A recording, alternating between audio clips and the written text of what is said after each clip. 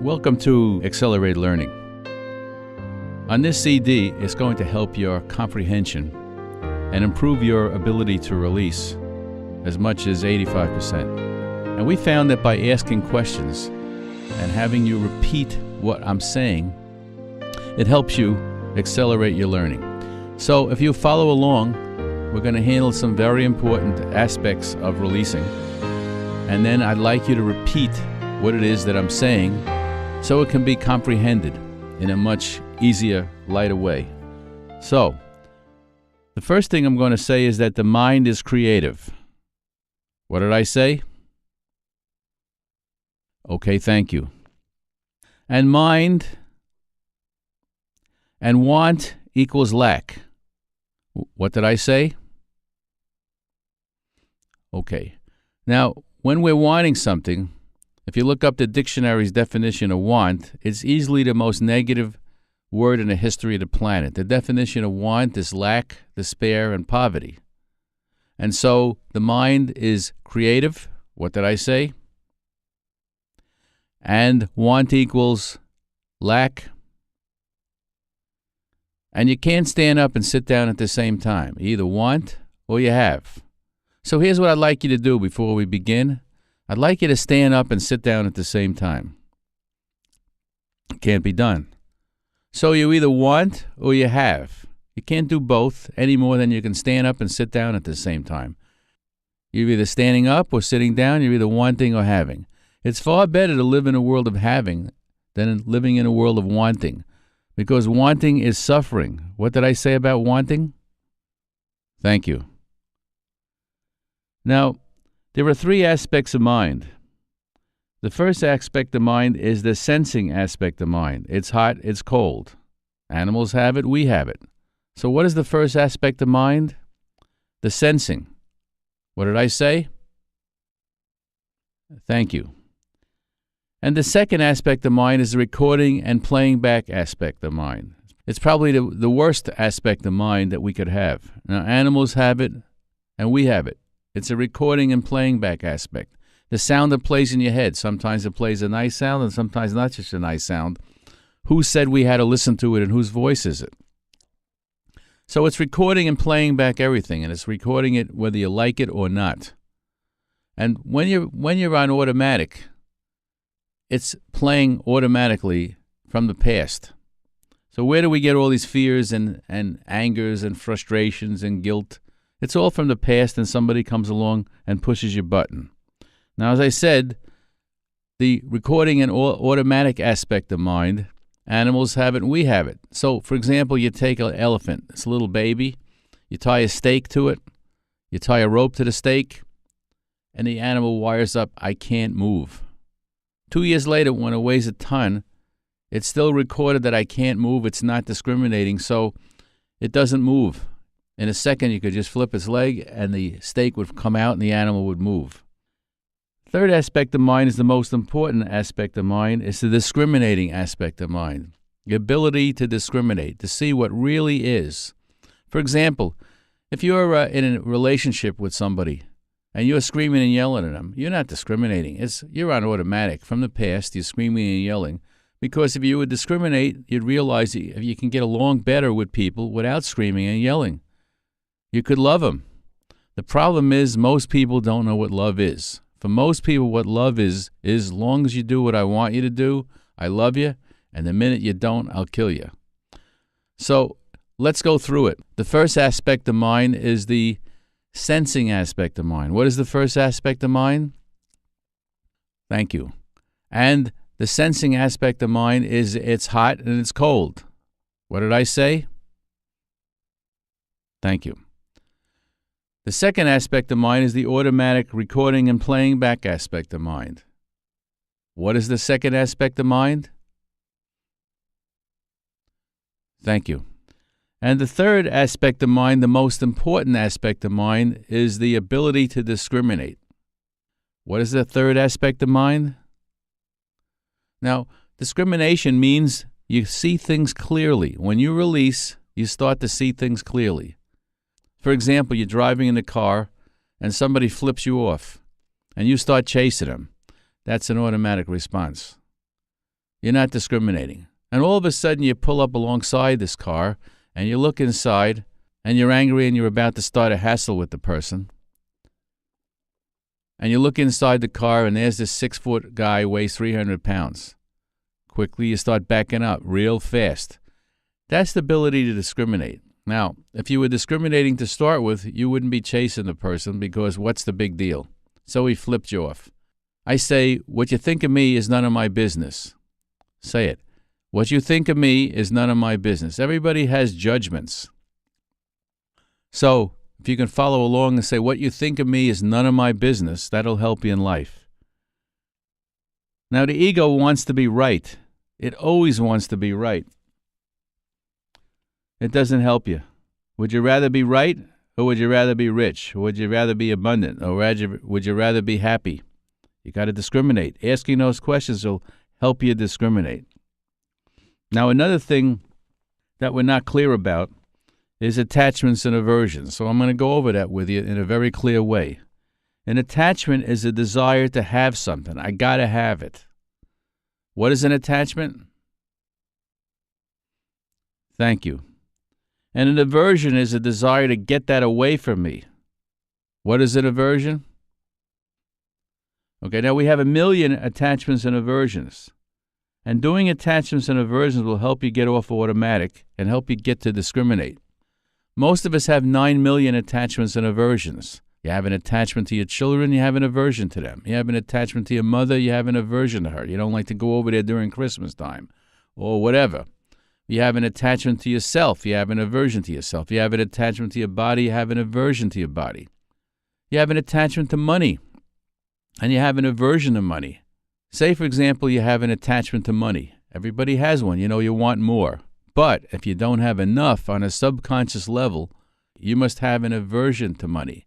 You're literally subconsciously pushing it away. And subconscious means you don't know it's there. Subconscious means you don't know it's there. What is subconscious? Okay. Now, these subconscious programs pushed inside the memory of our minds form mental viruses. And these viruses sabotage us. For example, we've been told all kinds of things about money. Money doesn't grow on trees. You got to work hard for money. Money is the root of all evil. Whatever they told you, if they said it enough times, it goes in there subconsciously and totally sabotages what's going on. Because it's playing subconsciously on a very low level and you can't hear it. So many times we're stuck and we can't understand why is it that we don't have the money. If hard work had anything to do with making money, a ditch digger should be rich. So why is that some of us are really working at it and we can't have any money, yet some other people don't work that hard and they have tons of toys? The mind has a lot of subconscious thoughts in there. If the conscious thoughts are more powerful than the subconscious thoughts, then that's what will prevail. If the subconscious thoughts are more positive than the conscious thoughts, that would prevail. So even though somebody is outwardly negative, if they have subconscious thoughts that are more positive, then that's what will prevail. The mind is a collection of conscious and subconscious thoughts. So you see people who are very positive, very loving, and they have no toys. Why? Subconsciously, they're pushing it away and they don't know it's there. So we're going to show you how to dig up these subconscious thoughts so you can remove them and therefore have no mental blocks anymore. We have thousands and thousands of attachments and aversions. That makes things very uncomfortable. I like this, I don't like this. I like to work, I don't like to work. I like my wife, I don't like her. On and on and on. So if you don't get rid of all your subconscious attachments and aversions, or even conscious attachments and aversions, your life is a continuing stopping and starting episode. So by using these CDs, you can get rid of these subconscious and conscious attachments and aversions. Very, very important. Now, life is a decision. What is life? You could decide to release, or you can decide to suppress. You can decide to be rich, be poor. You can decide to be healthy. You can decide to be sick. It's all in accordance with our thoughts. So life is what? Life is a decision. Thank you. Now, another aspect of the accelerated learning is if you always do what you've always done, You'll always get what you always got. Please repeat that again.